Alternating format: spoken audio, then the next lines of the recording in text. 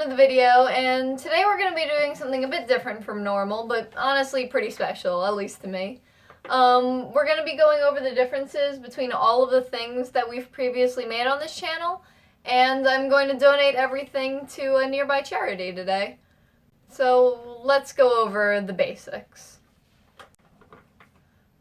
Okay, so first we're going to be going over the knitting stitches.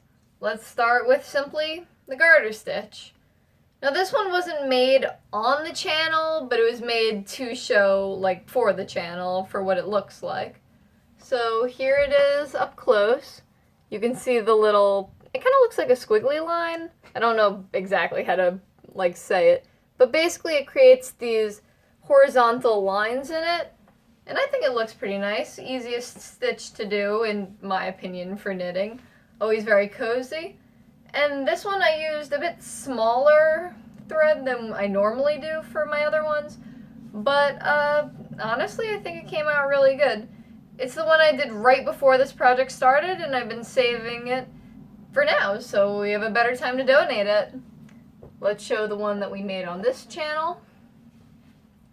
Honestly, I made this one a little too thick, but it's still very cozy.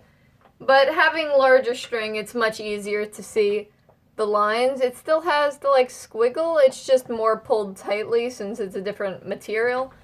This one is more, I guess you'd say, fuzzy. It's less condensed, that's the word. But still very cozy, soft. I love this material so much. I make most of my scarves out of this. Okay, next we're going to go over the rib stitch. Visually, I really like this design. It's also much easier to, like, pull because of the alternating stitch pattern. And it makes these, like, again, rib stitches. That's why it's called rib stitch, obviously. The thing is, it's very similar to the other stitch I'm going to show. This one is an even number, while that one's an odd number, where it's alternating knit stitch, purl stitch, knit stitch, purl stitch. The thing is, this one, it knits every purl and purls every knit, while the other one does the same one over and over. And lastly, for the knitted items, we have the seed stitch. Again, very soft. Love the material so much. Here's it up close. I don't really know how to describe it. I always think of it as kind of like a checkered board pattern, where it's like here, and then here, and here. And it continues the entire thing. But, it's always very nice, honestly. It's a very, again, easy stitch. It's repetitive. You just gotta be careful not to mix up when you're knitting and purling. I always count while doing it to make sure it's the right one. To start off the crochet stitches, we got the single crochet. One of the first stitches I ever learned how to make, so it's pretty special, honestly, to me. But I did make this out of baby blanket material instead of more, like, soft and, like, light material than that, I guess it would be considered. But this one is still, it's a little thicker, but it's much more condensed and, like, cozy like this. It's also very securing, where, like, you could pull on it and nothing will happen. It's honestly a pretty good material. Looks like this up close again. It has the specific lines, you can see the patterns. It takes more time than the double and triple, in my opinion, but honestly, it's a really good stitch, and I definitely suggest it for beginners. Next, we have the double crochet. A little harder to see since I used the pattern material, but honestly, I thought it would look really nice. You can still see in certain areas that it's basically the other one, except it's longer. Instead of one stitch between each of these, it's two, like that. And I think it's pretty good. Again, very condensed, baby blanket material. Still extremely soft and extra cozy. I honestly love this material so much. I think this is the stuff that's used for the Bernat baby blanket material, if I'm... yeah, that's it. But it's honestly really nice, and a good stitch, again, but one you should do when it's something you need more quickly, but not as, like, many holes as a triple crochet will be. And speaking of that, the triple crochet! Again, very good. The only issue is it does have holes normally. Not because it's created, but because when you do the single crochet, it condenses it. Once you do the double crochet, it's technically a separate chain, so it basically makes another one, but a smaller hole. This one has two in terms of that, so it has a bit more holes. But it is a perfect thing for blankets, because it gets it done quickly, and is still definitely cozy.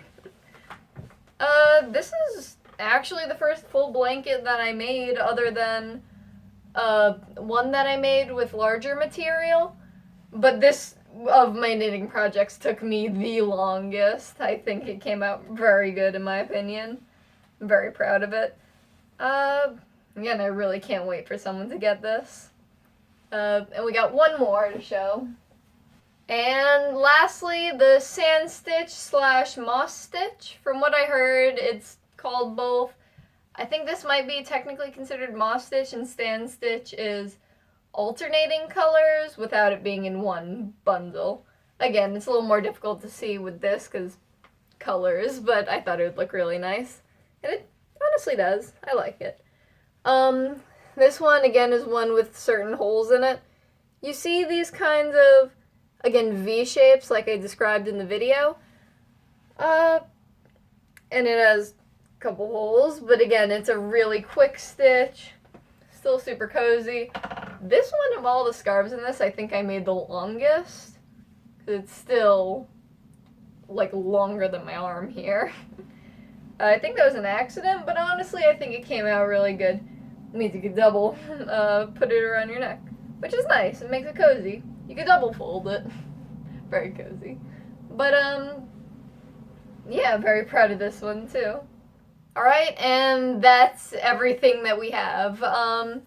Again, I'd like to ask everyone to, if you learned anything from this channel, please do try to make an item and donate it, maybe. It's honestly really helpful for people who are in shelters or animals in shelters. Literally anyone who needs it will really use it, and I'm excited to donate all this stuff. I'll see you guys all in a minute.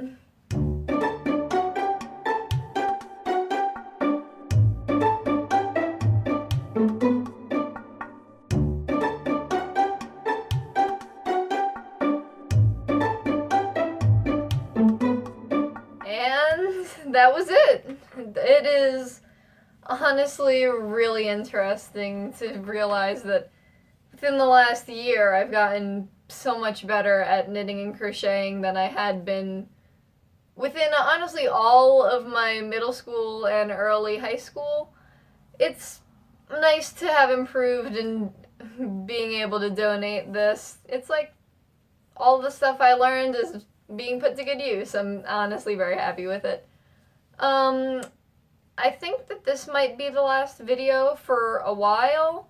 This is technically the end of the Girl Scout project, but if I learn any stitches that I really enjoy doing and I'd like other people to learn, I will absolutely post and do more donations. But honestly, thank you everyone for being here. It really means a lot to me seeing all of you interacting with the video, enjoying it. I really could not thank you guys enough. But I think that's about it. Again, thank you guys so much. See ya! And a really special thanks to my sister Paige, my Aunt Gwen, and all of my family. I really couldn't have done this without you guys. And hey, if you enjoyed this video and learned something, I'd like you to consider using your new skills for charity. There's so many organizations all around the world that need donations of handmade items such as the scarves and blankets we make on this channel.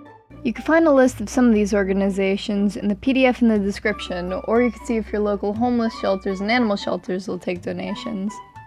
If you do donate, consider telling about your donations in the comments. I'd love to see how this channel has been helping people make a positive impact in the world. Have a good one!